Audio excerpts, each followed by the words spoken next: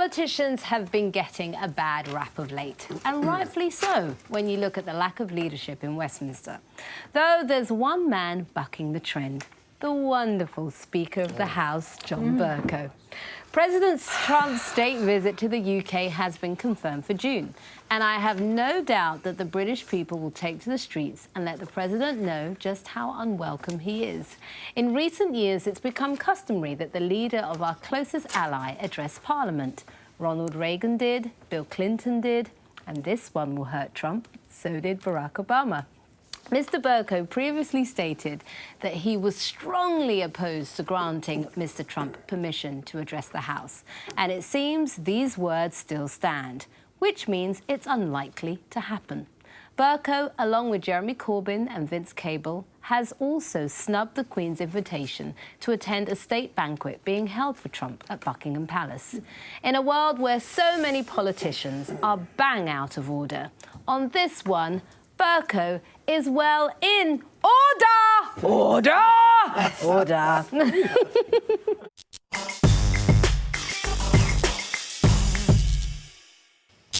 Well, Michelle. June, it'll be no surprise to you that I don't agree with you. I think that John Bercow, yes, OK, technically speaking, this is indeed his right to get involved and have his view. But I think, for me, he's overstepping the mark. He needs to butt out. He's really starting to annoy me. He's, to me, getting involved in way too many things where it's not appreciated. I think that when it comes to the state visit of Donald Trump, I believe it's about the office, respecting the position and the office, and not necessarily the person. And I accept and acknowledge that Donald Trump has flaws, has things that people will really struggle with and dislike about him, but he holds an office in a country that is very, very important to us and will potentially be even more important to us post-Brexit. And I think when you look at previous state visits that we've had the Chinese president, we've had Mugabe, we've had, who else here? Putin have had state visits. So I think it's very hypocritical to allow those people state visits, and then now, in order to somehow... This isn't about state visits. This is about him addressing Parliament. Yeah, I mean, obviously, I don't want the state visit either, but hey, can't have everything. It's way beyond Speaker Bercow's brief. There are two speakers. There's Norman, now Lord Fowler, who's Speaker of the House of Lords, or Lord Speaker, and there's Speaker. It is not solely down to Speaker Bercow to make this decision. And I find strange set of priorities, because this is the same Speaker who paid tribute to the Emir of Kuwait when he came to this country. Kuwait has appalling human rights issues, but Mr. Bercow can allow him and to welcome him to Parliament. Speaker Bercow needs to remember the position he is in. You cannot solely just listen to people you agree with, which is effectively what he's doing. Give me 1 second, Carol. Give me 1 second. Because otherwise there would be no point doing this show. If we all agreed about everything, what the hell would be the point? And as for snubbing the Queen, that is wholly and utterly wrong. The invitation. He snubbed the invitation because he did not want to send out a message that he was approving of Donald Trump. Please.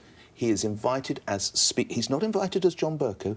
He's invited as Speaker of the House of Commons by the monarch. That is the position. It is disrespectful as the Speaker not to attend, as it is for the Leader of the Opposition and others. And this is the man, Nick mentioned some of the people, this is the man who said a couple of weeks ago that speaking in Parliament was an honour that had to be earned. So please tell me, how did the Chinese president earn the honour of speaking? How did India's Prime Minister Modi get to speak in 2015 when his country has an appalling human rights record? Just tell me how. And the idea that he would not want Trump to come to this country, the leader of the free world, the man who can make our transition to independence easier with a bumper trade deal. He doesn't care about what you think. He doesn't give a rat's what you think. He cares about the relationship between the two countries. This state visit isn't about Donald Trump or Theresa May. It's about the mutual interests of both countries, and you should care about that more than you hate Donald Trump. Sorry, Don. I don't hate anybody, by the way, may I add. I am going to disagree. Really? I am. I'm shocked. But with caveats. OK. Yes. And the caveats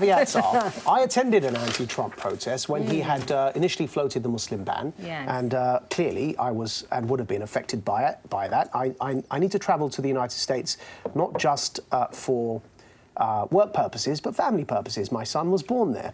And he did refer to it as a Muslim ban in his campaign speech, which is why I continue to use that phrase, though the technical term now is, you know, partial travel ban in all 7 countries. But Trump used that language, so I will make him adhere to his own language. I've got serious grievances with the man as, you know, president and the policies he pursues. If there are specific issues we're protesting like that, or, you know, other specific policy issues like his withdrawal from the Paris Agreement, then those protests themselves I applaud and encourage. What I wouldn't want to do is mix my individual citizen's right to protest with our state and the people that have offices in that state and their responsibilities, to Michelle, Nick and Carol's point. So the Speaker of the House of Commons, that's an office. He's no longer an individual citizen. Exactly. These are the caveats that I mentioned. But if you look at his statement, he's making the statement on behalf of the office. If you look at what Bercow said... Which is what I'm saying he shouldn't be doing. He picked up on all of the points that you just made. That's right, but the office, you see, the office shouldn't take personal positions in that sense. That's my point. So, for example, we are receiving here, if you're the Queen, if you're the Speaker of the House, if you're the Leader of the Opposition, we're receiving the President of the United States. As Michelle said, we're not receiving Donald Trump. Whereas I, as a citizen, can treat him as Donald Trump and his positions and views. But at what point, if we are allies and if your friend is going down the wrong path that you do not agree with... I'll answer that. At what point do you just sit back and say nothing? I'll answer that. Not that at the is point. Sending a clear message that, you know what, Mr. Trump, your policies, we do not approve of. Not at the point where your other friends and allies are doing not only one level, two grades worse, but manifold levels of worse than him. So our ally Saudi Arabia in Yemen, that we're sending arms to, and yet the Saudis came here on a state visit. We never made any of these gestures nor this posturing with China has in turn 1 million Muslims, 1 million Uyghur Muslims in their camps. Governments do business with dictators every day of the week. Trump is not a murderous dictator like an autocrat. But he's not a murderous dictator. You have to do business with dodgy people for your own interest. Before I bring you in, Nick, can we... It's not often that I quote Owen Jones, but in this instance I will. Can we see what Owen Jones had to say on this matter? There's a proud tradition in the United States. I'm thinking of the civil rights movement, the LGBTQ movement, the women's movement, the workers' rights movement, which fought against the sort of hatred, bigotry and the pro-elite values that Donald Trump today so encapsulates. Nick? You're a very fair-minded person, nothing if not fair-minded. To Carol's point, this was a man who was democratically elected by the people of the United States, probably our closest ally, arguably. What's your problem with him? It's not about my problem with him. It's about my problem with what he stands for. OK, what does it mean? What his... Well, for starters, his policies are racist, if we look at the Muslim ban. Do you see $4 million jobs Carol, give me a minute. America. Carol, What's that got to do with anything? But that's what he's doing for America. His policies. I'm talking about what he stands for in relation to us. Those are not things that we agree with as a country. June, this is real politics. OK, if you're dealing with world... Otherwise, you probably could only invite, currently, Emmanuel Macron to this country that you would get on with.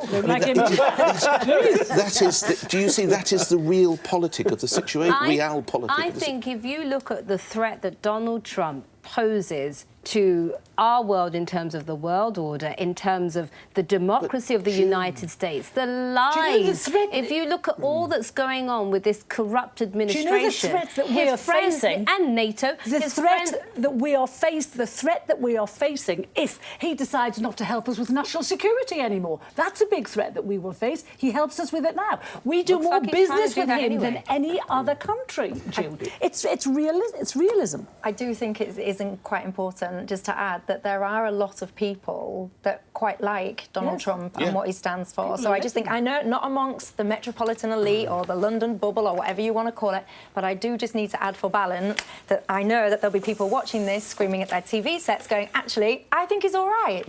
So just have that there.